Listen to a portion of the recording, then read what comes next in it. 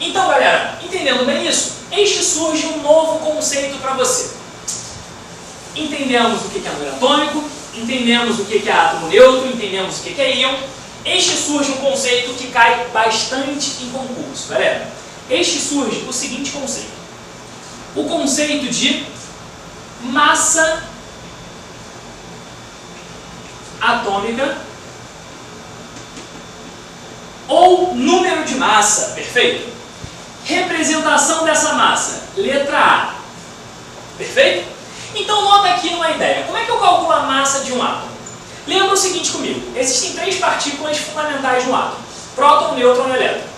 Eu falei que a massa do elétron era cerca de 1836 vezes menor do que a massa do próton e do nêutron. Se eu fosse medir a massa de um átomo, a massa do elétron seria desprezível em relação à massa do nêutron e à massa do próton. Qual é o grande lance aqui? O grande lance é perceber que quando a gente vai calcular a massa de um átomo é o somatório do número de prótons e do número de nêutrons. Então eu somo o número de prótons e o número de nêutrons e não precisa somar o elétron, já que a massa dele é desprezível. Então essa fórmula ela tem que ficar guardada na sua cabecinha. A é igual a P mais N.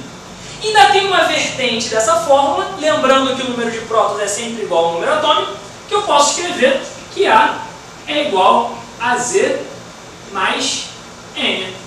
Então, com essa fórmula daqui, eu consigo identificar algumas coisas em relação ao átomo. Por exemplo, quando eu olho para o átomo de carbono, pela tabela periódica, ele apresenta número atômico 6. Número atômico 6.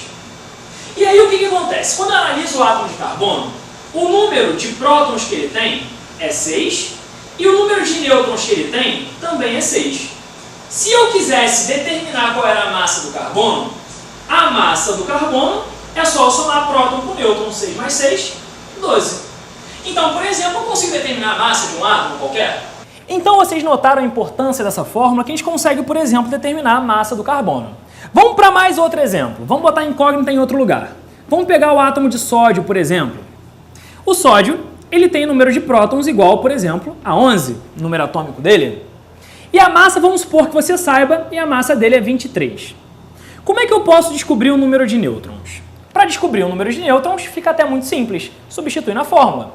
P igual a 11, A igual a 23, passo 11 para a esquerda, 23 menos 11, esse valor foi igual a 12. Então, qual é o grande mistério, né, dessa fórmula? Você consegue determinar qualquer coisa ali dentro. É uma fórmula extremamente importante para você, meu aluno. Guarda ela, que você vai usar bastante ela nos seus exercícios.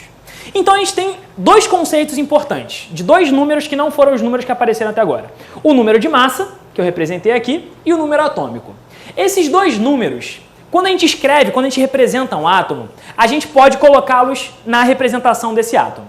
Então, como é que a gente pode, por exemplo, representar esse átomo? Por definição, a gente vai escrever, olha para cá, a massa, vai escrever o símbolo do elemento, o número atômico vem embaixo e a massa desse cara vem em cima. Então, eu escrevi o número atômico 11 e a massa vem em cima. Quando eu represento um átomo qualquer, pegando um átomo qualquer X, sempre o número atômico vem embaixo e a massa vem em cima. Calma, se você não viu do lado esquerdo ou do lado direito, tanto faz. Você pode colocar, a massa tem que estar em cima, só que ela pode estar do lado direito ou do lado esquerdo. O número atômico pode estar do lado esquerdo ou do lado direito. Tá? Tanto faz qual dos 2 lados você vai colocar a massa e o número atômico. Só tem que seguir o rigor que o número atômico fica embaixo e a massa fica em cima. Tá ok? Então essa daí pra gente vai ser a representação do nosso átomo. Entendido bem isso?